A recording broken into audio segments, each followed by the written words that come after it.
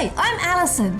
Welcome to Dream Chasers Adventures in Happiness, where my band of superhero guests and I share with you tales of daring do, life-changing journeys towards living our best lives. If you're after an injection of inspiration and ideas to live the life that you want and deserve, you're in the right place. Let's dive in. Hi there, and welcome to the show where we serve up conversation, concepts and belief that it is entirely possible to create what you crave. If there's something stopping you from pursuing happiness, whatever that looks like to you from a career or lifestyle point of view, the stories and insights covered here are designed to help. Now today I'm getting into the fascinating subject of values and their importance to a really happy personal and professional life. Now, it can be a bit of a hazy term, but values essentially are the fundamental drivers that guide and motivate our attitudes and our actions. We each have a unique set of values, and they drive and help us to determine what is important to us. They describe the personal qualities that we aim to embody.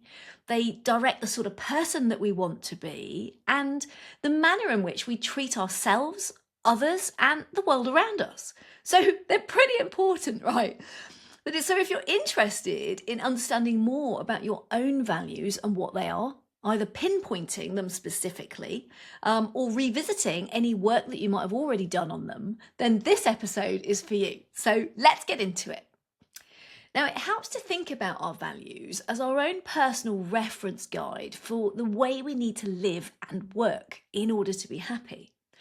They are our internal markers for what is good, beneficial, important, desirable and constructive for us. They underpin our sense of right and wrong and what ought to be, and they are the criteria by which we judge ourselves, our life and the world around us. In truth, our values should drive us from the moment we wake up until the moment we fall asleep. And when we make choices and behave in a way that matches our values, life is usually good, right? It means that we feel a sense of purpose and satisfaction and contentment. But when our choices or our actions or our environments don't align with our values, that's when things cause trouble, right? That's when things feel out of kilter, when we might feel unfulfilled or sometimes just often downright wrong. Now, I'll give you some examples of this to show you what I'm talking about here, and we'll take career first. So from a career perspective, sort of value conflicts at work can present massive roadblocks to happiness. And here's how. Imagine that you're somebody who values harmony, but you regularly face conflict at work. Just imagine how uncomfortable that is likely to feel. Or imagine that you value family, but you have to put in 60-hour work weeks on a consistent basis, so you barely get to see them. You're going to feel a real rub. What if being sort of creative is intrinsic to you, but your organisation or boss doesn't really value new ideas and you just keep getting shut down? Or perhaps imagine that you value integrity, but your role requires you to sort of massage the truth about company products or services. Now, it's the same in life. So imagine if you're somebody that really values connection, but you feel isolated for whatever reason, or that you value kindness, but you have a friend or family member who might be behaving in the complete opposite way. Or what if you value adventure, but you feel trapped in a kind of monotonous routine that you can't see a way out of? Or that you value trust, but someone important to you has broken it. The result with all of this, whether it's professionally or personally, is that the result will be internal stress and struggle. It might leave you feeling lost and angry. You might feel uncomfortable or disengaged or exhausted or all of the above. You'll almost certainly feel dissatisfied and wistful about a different kind of career or some kind of important change from a lifestyle point of view. Working out what your values are and truly understanding them is honestly one of the most powerful things you can do for yourself. By identifying and understanding what your values are, they provide a really amazing reference guide or checklist that can help you make career and life choices that align. The bottom line is that values-driven decisions will always move you towards a work and personal life that feels good. So hallelujah to that. So that begs the question, what are your values? What do you know what they are? Or do you have a sense of what might be on your list? Or perhaps maybe it's time to revisit any work that you've previously done on them. Now, to help with this, I'm linking to a list of value words in the show notes to help you start the process. Now, the goal with this is to look at the list of words and, without thinking too much, highlight 8 values that feel like the most important ones to you. And feel is the key word here. This is a gut feel thing, so try not to overthink it. You're looking for an innate gut response to what stands out for you. And you don't have to use the words I've given you on the list either. They're just intended as a starter for 10. So if other better words occur to you, write them down instead. So just have an initial go at capturing 8 value words. Mine, to give you an example, are freedom, love, connection, peace, daring, spirituality, joy, creativity, and open-mindedness. And I know that that's 9, but I'm saying 8 just to get you started and to help you prioritise what's most important.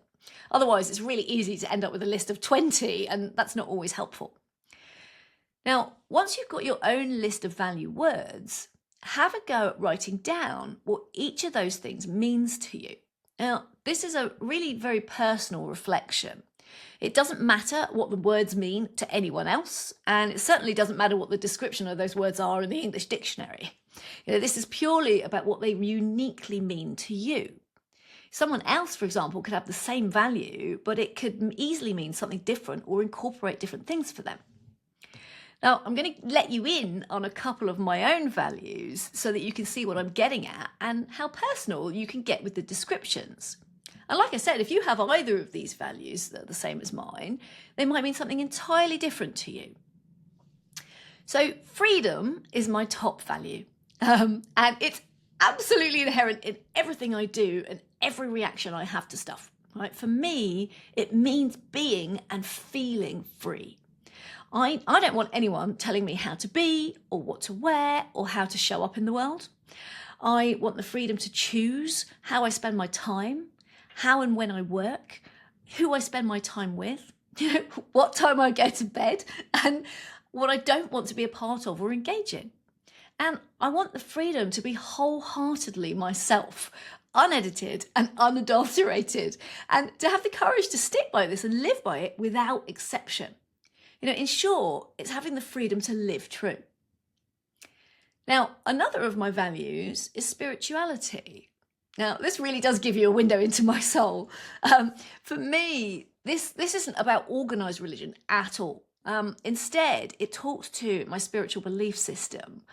It means I want to engage in spiritual learning and practices to enhance my own sense of connection to the divine, to my own soul state, to my late husband, Jeremy, and to my own why and purpose. And whether it's tarot, hypnotherapy, playing with the law of attraction, connecting to spirit guides, or reading about life between lives or past life regression stuff, it's all about developing my innate understanding and appreciation of the fact that I believe we are all of the divine. We all have abilities way beyond our comprehension. And at the heart of it, we are all pure love. So, spirituality for me is especially important because I see it as the bedrock of hope. So there are 2 very different value descriptions.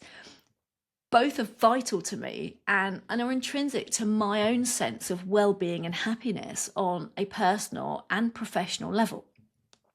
So I encourage you to really take some time with this, to delve into your own value words and articulate what they specifically mean.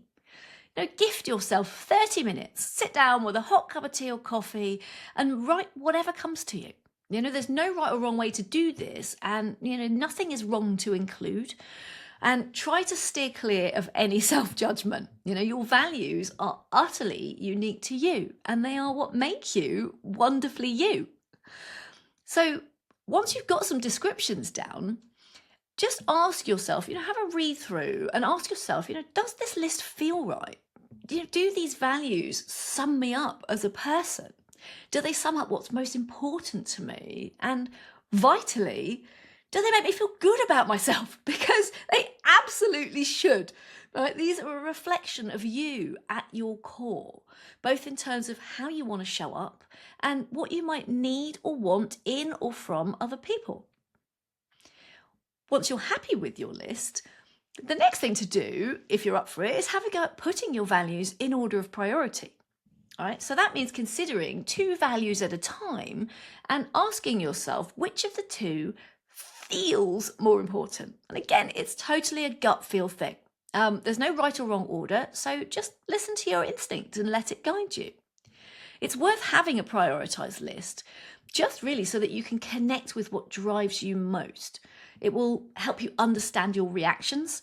It will help you make good aligned decisions, and it will help you make sense of your strength of feeling when you choose to compromise on any of them.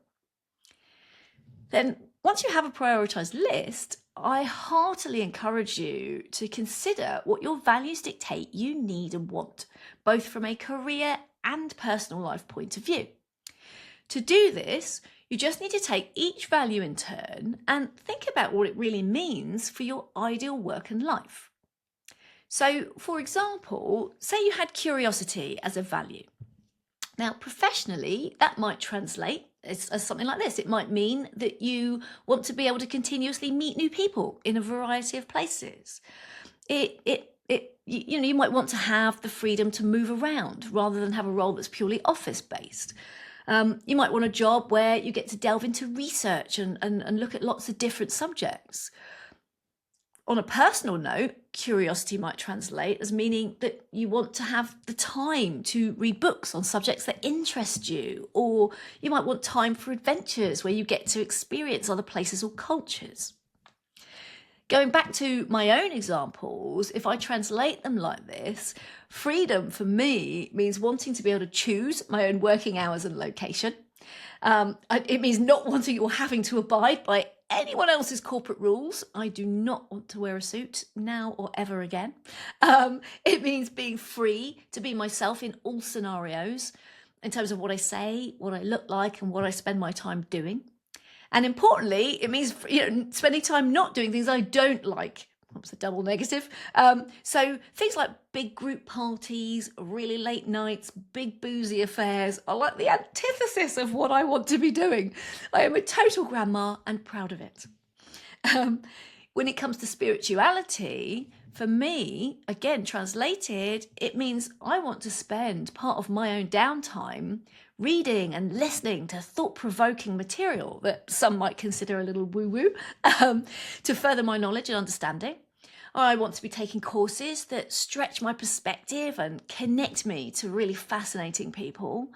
I want to use tools like tarot and hypnotherapy for fun and self-understanding. And where it makes sense to, I want to incorporate some of this into my work and programs for those that it resonates with.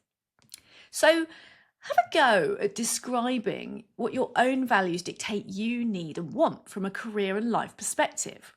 Just scribble down a list of points for each one. Career-wise, those points might relate to your ideal role, your ideal working environment, all the types of people you really want to be working with. And personally, those points might relate to how you spend your personal time, who you spend it with, and what activities, subjects, or interests you engage in. Doing this, honestly, can be incredibly enlightening.